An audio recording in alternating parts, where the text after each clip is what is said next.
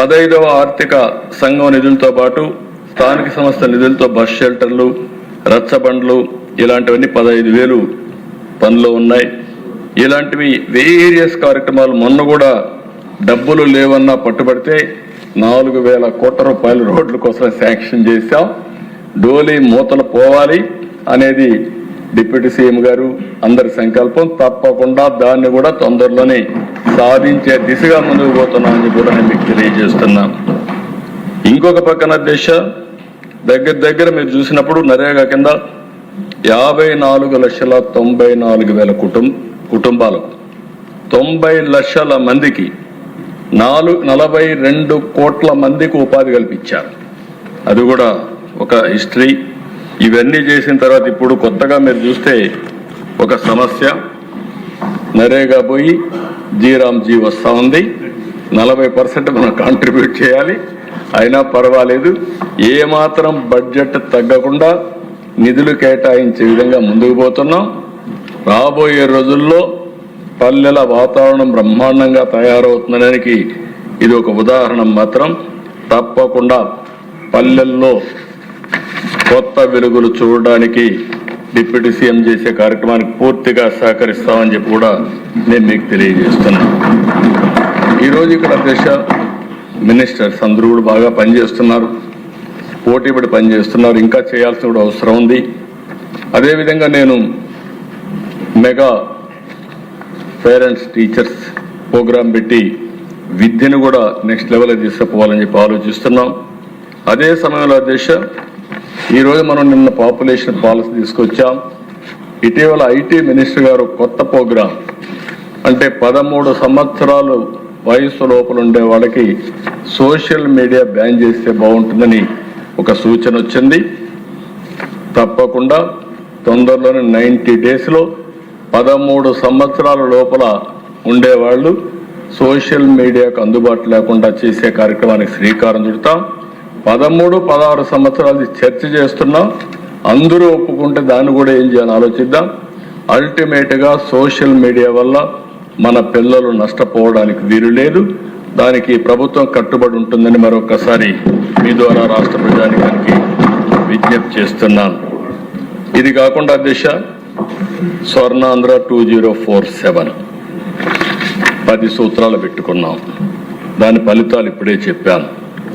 Short term, medium term, long term లక్ష్యాలతో action plan తయారు చేశాం. 3 రీజన్లుగా అభివృద్ధి ప్రణాళికలు తయారు చేసుకుంటున్నాం. అభివృద్ధి వికేంద్రీకరణ జరగాలి. మన రాజధాని అమరావతి, ఏకైక రాజధాని అమరావతి. తప్పకుండా కర్నూలుకి హైకోర్టు బెంచ్ సాధిస్తామని మరొకసారి ఈ సభలో విజ్ఞప్తి చేస్తున్నా. ఆ దిశగా ముందుకు పోతున్నాం. తొందరలో దాన్ని సాధించాల్సిన అవసరం ఉంది, సాధిస్తాం.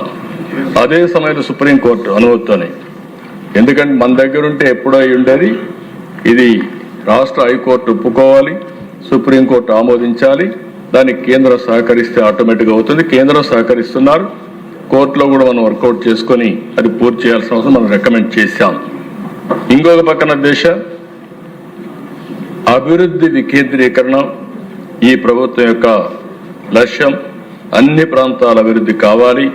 అందుకే ఈ అన్ని ప్రాంతాలను అభివృద్ధి చేస్తామని చెప్పి కూడా నేను మీకు తెలియజేసుకుంటున్నాను. ప్రతి ఒక్కరికి ఇల్లు, త్రాగునీరు, డ్రైనేజ్ వ్యవస్థ, టాయిలెట్, వంట గ్యాస్, ఇంటర్నెట్, సోలార్ ఇవన్నీ కూడా ఇస్తాం.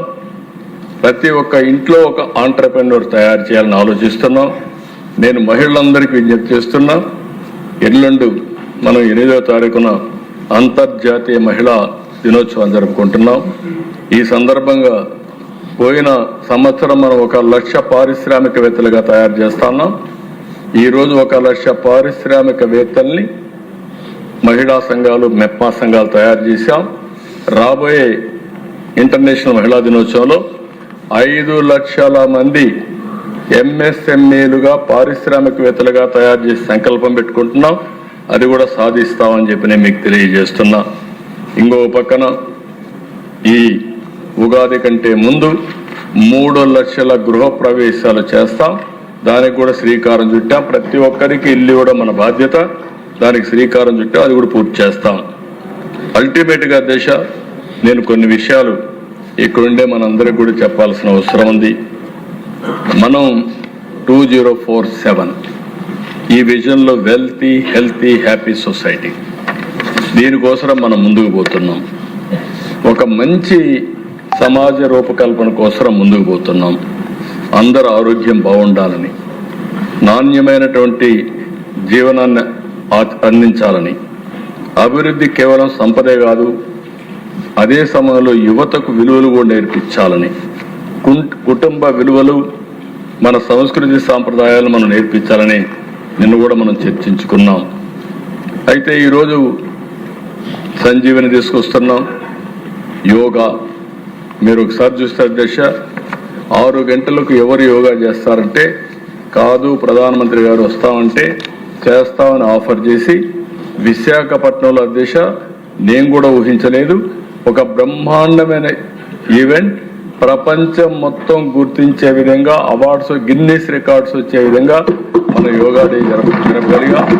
నేను ఒకటే చెప్తున్నా, టెక్నాలజీ ఎంతున్నా లేకపోతే నాలెడ్జ్ ఎంతున్నా, లేటెస్ట్ ఫార్మాస్యూటికల్స్ మనం వాడినా, అల్టిమేట్గా మన ఆరోగ్యాన్ని కాపాడుకోవాలంటే మన వారసత్వ సంపద యోగా, దీన్ని కూడా మనం అనుసంధానం చేసుకోవాల్సిన అవసరం ఉంది.